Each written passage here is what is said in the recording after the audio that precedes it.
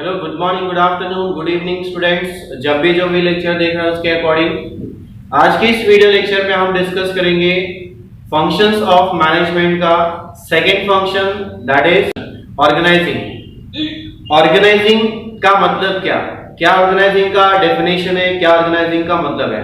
Organising का मतलब है सिंपल कि जो डिफरेंट रिसोर्सेस हमारे पास man, money, material, machine and methods,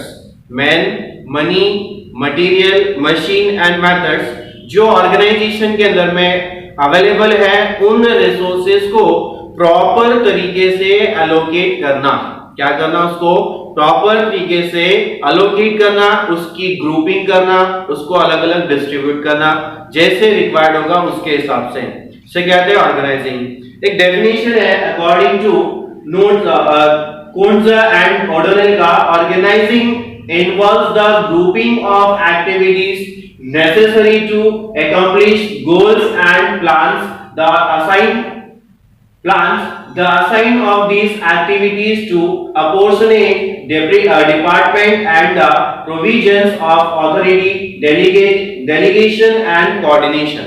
क्या बोला इस डेफिनेशन के अंदर में आपको कि आपके पास में जो रिसोर्सेस अवेलेबल है, उन रिसोर्सेस को क्या करना है? ग्रुप में डिवाइड करना है। जो भी आपके पास रिसोर्स अवेलेबल है उनको डिफरेंट डिपार्टमेंट्स में क्या करना? प्रॉपर तरीके से अलोकेट करना, ताकि आप उसे प्रॉपर तरीके से अलोकेट करके आपकी जो ऑर्गेनाइजेशनल गोल्स है, उन गोल्स को क्या कर सको? अचीव कर सको, और आपके जो ऑर्गेनाइजेशन है उसे आप क्या कर सको? डेवलप कर सको। अब हम चलते हैं आगे कुछ इंपॉर्टेंस की तरफ, ऑर्गेनाइजिंग क्या इंपॉर्टेंट पॉइंट्स की तरफ। और उसमें फर्स्ट पॉइंट है facilitates administration as well as operations. Facilitates administration and as well as operations. क्या मतलब है? ऑर्गेनाइजिंग आप क्या कर रहे हैं? यहाँ पे जो भी आपके पास रिसोर्सेस अवेलेबल है उनको आप क्या कर रहे हो? ग्रुप्स में डिवाइड कर रहे हो। जैसी रिक्वायरमेंट है उस हिसाब से आप क्या कर रहे हो? उसको ग्रुप में डिवाइड कर रहे हो। मैन किस पर्सन को कौन सा काम देना है वो आप उसको अलोकेट कर रहे हो। कितना फाइनेंस कौन से डिपार्टमेंट को लगना है इसको आप अलोकेट कर रहे हो। कितना रॉ मटेरियल लगने वाला है, कहां पर लगने वाला है, उसको आप अलोकेट कर रहे हो। तो यहाँ पे जो आप डिफरेंट अलोकेशन कर रहे हो, यही काम होता है किसका? एडमिनिस्ट्रेशन का। एडमिनिस्ट्रेशन डिपार्टमेंट को या एडमिनिस्ट्रेशन को भी यही ग्रुपिंग करना है, प्रॉपर वर्क, प्रॉपर रिसोर्सेस को क्या करना? अलोकेट करना, ताकि वो अपना जो ऑपरेशन है, अपना जो वर्क है, उस वर्क को क्या कर सके? इजीली अचीव कर सके। सेकंड पॉइंट है ब्रिंग्स स्पेशलाइजेशन। आप क्या कर रहे हो? ऑर्गेनाइजिंग का मतलब क्या है?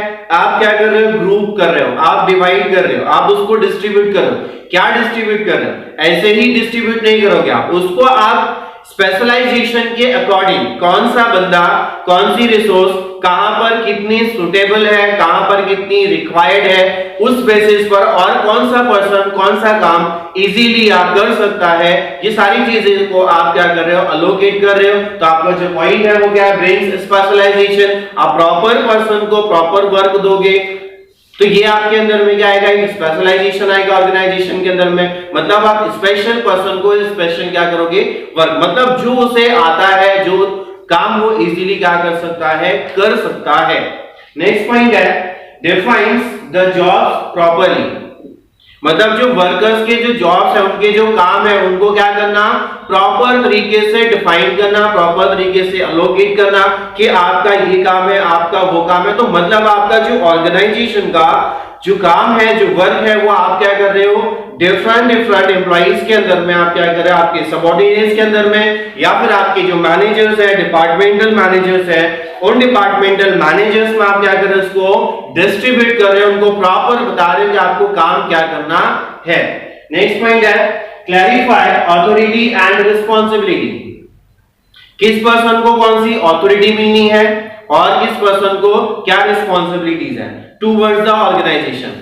मतलब हम क्या कर रहे हैं? ऑर्गेनाइजिंग में अथॉरिटी को डिस्ट्रीब्यूट कर रहे हैं कि आपकी यहाँ पे ये अथॉरिटी है, आपके यहाँ पे ये रिस्पांसिबिलिटीज है, आपको ये यहाँ पे वर्क कंप्लीट करना है, आपको हमने ये टास्क दिया है। तो ऑर्गेनाइजिंग का मतलब क्या है? वही है कि हम क्या कर रहे हैं, हमारी रिसोर्सेज जो हमारे पास अवेलेबल है वो मैन हो, मशीन हो, मटेरियल हो, कोई भी हो, उसके बाद में जो ये पॉइंट है ये रिलेटेड है किससे है, अथॉरिटी एंड रिस्पांसिबिलिटी मेन से, किससे है, पर्संस है जो एम्प्लॉइज वर्क कर रहे हैं। तो उन पर्संस को क्या करना, प्रॉपर अथॉरिटी और रिस्पांसिबिलिटीज को क्या करना, देना, ये होता है ऑर्गेनाइजिंग।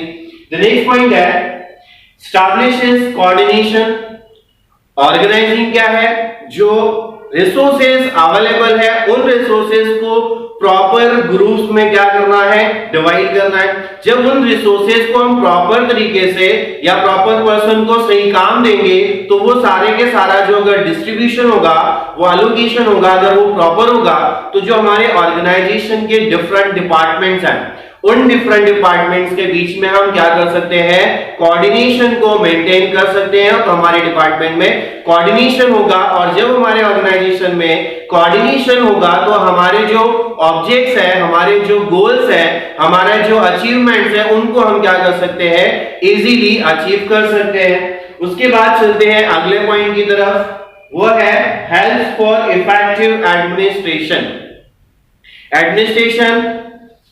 एडमिनिस्ट्रेशन वर्क, जो काम आपने लोगों में डिस्ट्रीब्यूट किया है तो वो क्या होता है, इफेक्टिव हो जाता है। कैसा हो जाता है, इफेक्टिव। आप क्या कर रहे हो, proper responsibility, proper authority, proper work proper person के हैंड्स में दे रहे हो। तो जब वो बंदा उस काम को करता है तो ऑर्गेनाइजेशन के अंदर में, उस डिपार्टमेंट के अंदर में क्या आता है, एक इफेक्टिवनेस आता है। हम हमारे गोल्स को इजीली क्या कर सकते हैं, अचीव कर सकते हैं। उसके बाद नेक्स्ट पॉइंट है help for growth and diversification. हम अगर चीजों को, हमारी रिसोर्सेज को प्रॉपर तरीके से अगर अलोकेट करते हैं, डिस्ट्रीब्यूशन करते हैं, ग्रुपिंग करते हैं, सबसे पहले दिमाग में एक ही वर्ड रखना है, ऑर्गेनाइजिंग। टॉपिक किसका चल रहा है हमारा, ऑर्गेनाइजिंग का मतलब क्या है, रिसोर्सेज को ग्रुपिंग करना, रिसोर्सेज को अलोकेट करना, रिसोर्सेज को डिस्ट्रीब्यूट करना, प्रॉपर पर्सन को प्रॉपर वर्क देना।